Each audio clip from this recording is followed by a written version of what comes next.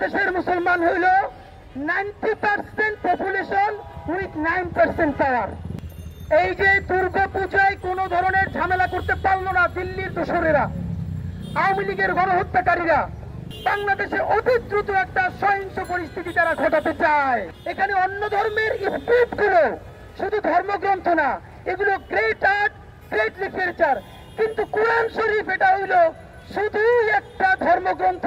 এইটা কোনোভাবে গ্রেট আর্টও না, লিটারেচারও না, এটাকে বইয়ের তাকেও রাখা যাবে না, এবং এটা নিয়ে কথা বললেও বুদ্ধিজীবীতে থাকবে না।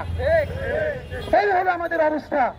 বাংলাদেশের মুসলমান হইল 90% পপুলেশন উইথ 9% পাওয়ার। তার এই সমাজে কোনো স্টেক নাই, তার কোনো মালিকানা নাই, তার কোনো শরিকানা নাই। এই যে দুর্গা পূজায় কোন ধরনের ঝামেলা করতে পারলো না দিল্লির দোসরেরা, আওয়ামী লীগের গণহত্যাকারীরা, এই মাসে জুলাই সনদ বাস্তবায়নের জন্য সব থেকে গুরুত্বপূর্ণ মাস। দিল্লির দোসর, দাবিদার এবং লীগের গণহত্যাকারীরা চাচ্ছে যে কোনো ধরনের সাম্প্রদায়িক উস্কানি দিয়ে হোক অথবা অশান্তি তৈরি করে হোক বাংলাদেশে অতি দ্রুত একটা সহিংস পরিস্থিতি তারা ঘটাতে চায়, যার মাধ্যমে জুলাই সনদকে ব্যাহত করে বাংলাদেশের স্থিতিশীলতা নষ্ট করে দেওয়া যায়। এর চূড়ান্ত প্রমাণ তারা পার্বত্য চট্টগ্রামে চেষ্টা করেছিল। আপনারা দেখেছেন, স্বরাষ্ট্র উপদেষ্টা পর্যন্ত বলেছে পার্বত্য চট্টগ্রামের অবৈধ অস্ত্রগুলো আমাদের প্রতিবেশীর সীমান্ত থেকে এসেছে। বাংলাদেশের দেশপ্রেমিক মানুষদের সহযোগিতায়, আল্লাহ তাআলার অশেষ রহমতে সেই ষড়যন্ত্র আমরা সবাই মিলে মোকাবেলা করেছি। বন্ধুরা, এবার শুরু হবে। আজকে দেখবেন কেউ কোরআন শরীফ পায়ে মারাচ্ছে, কালকে দেখবেন কোরআন শরীফ পুড়িয়ে দিচ্ছে। এখন আমাদের একটা কথা, আমাদের এই লোক যদি অসুস্থই হয় তাহলে আজকে যে কোরআন শরীফ পোড়াইলো, আগামীকালকে যে সে আবার পোড়াবে না বা পালাবে না, তার দৃশ্যটা কি আপনি আমাকে বলেন?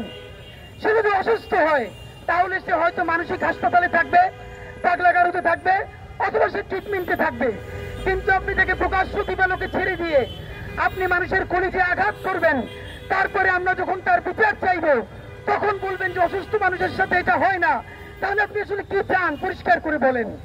বন্ধুরা, আমরা অত্যন্ত একটা ব্যাপারে আতঙ্কিত এবং আশঙ্কা প্রকাশ করছি। এটা না হোক, আমরা আপনাদের কাছে দোয়া চাই। এমন ঘটতে পারে এই দেশে এই কাজটা করলো, আপনি দেখবেন এক সপ্তাহ, এক মাস বা কোনো একটা সময় দেশি অথবা বিদেশি কোনো এজেন্সি তাকে হত্যা করতে পারে। হত্যা করার পর 1 মিনিটের মধ্যে ঢাকার 133 জন বুদ্ধিজীবী ন্যারেটিভ সেট করে ফেলবে যে যেই ইসলামপন্থীরা বলেছিল তাকে হত্যা করতে হবে কোরআন তাড়ানোর দায়ে, তারাই তাকে হত্যা করেছে। সুতরাং বাংলাদেশের ইসলামিস্টরা, মুসলমানরা একজন হিন্দুকে হত্যা করেছে। এখন বাংলাদেশের হিন্দুদেরকে বাঁচানোর জন্য অবশ্যই ভারতকে এখানে ইন্টারভিউ করতে হবে।